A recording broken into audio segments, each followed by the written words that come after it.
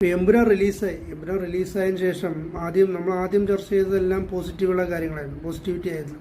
അതായത് എമ്പുരാനിൽ ആരുണ്ടാവും, SRK വരുമോ, അല്ലെങ്കിൽ ആമിർ ഖാൻ വരുമോ, അല്ലെങ്കിൽ മമ്മൂട്ടി ഉണ്ടാവുമോ, സൂപ്പർ സ്റ്റാർ രജനീകാന്ത് വരുമോ എന്നൊക്കെയുള്ള ചർച്ചകളൊക്കെ ഇങ്ങനെ നടന്നു. നമ്മൾ വലിയ പോസിറ്റീവായിട്ട് എല്ലാവരും കാര്യങ്ങളെ ആ രീതിയിൽ തന്നെയായിരുന്നു കൊണ്ടുപോയിരുന്നത്. പക്ഷേ സിനിമ റിലീസായതിനു ശേഷം ആദ്യം തന്നെ നമ്മൾ കണ്ടത്, പക്ഷേ ആദ്യ മണിക്കൂറിൽ തന്നെ ഡീഗ്രേഡിങ്ങിന് വേണ്ടി, അത് പഴയ സിനിമക്ക് ആരൊക്കെ കൊടുത്ത റിവ്യൂ ഒക്കെ കൊണ്ടുവന്ന് ഡീഗ്രേഡ് ചെയ്യാനുള്ള ശ്രമം നടന്നു.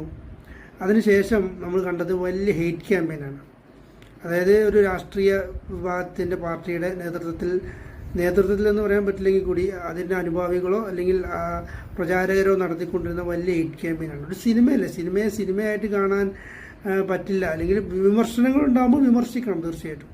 പക്ഷേ അതിനപ്പുറം അതൊരു ഹെയ്റ്റ് ക്യാമ്പയിനിലോട്ട് മാറ്റുന്നു വലിയ രീതി. ഇപ്പോൾ പൃഥ്വിരാജിനൊക്കെ ചില ആളുകൾ വിളിക്കുന്നത് തന്നെ, ഇപ്പോൾ പൃഥ്വിരാജിനൊക്കെ അപമാനിക്കുന്ന രീതിയിലൊക്കെയാണ് ചില ആളുകളുടെയൊക്കെ സംസാരം. അപ്പോൾ അത് ഹെയ്റ്റ് ക്യാമ്പയിൻ സമൂഹത്തിൻ്റെ ഏത് രീതിയിൽ ഇത് പോകുന്നു എന്നുള്ളത് ഈ പറയുന്നവർ അറ്റ്ലീസ്റ്റ് ഒന്ന് ആലോചിക്കേണ്ട കാര്യമാണ്. കാരണം ഇതൊന്നും ആളുകൾ ഗൗനിക്കില്ല.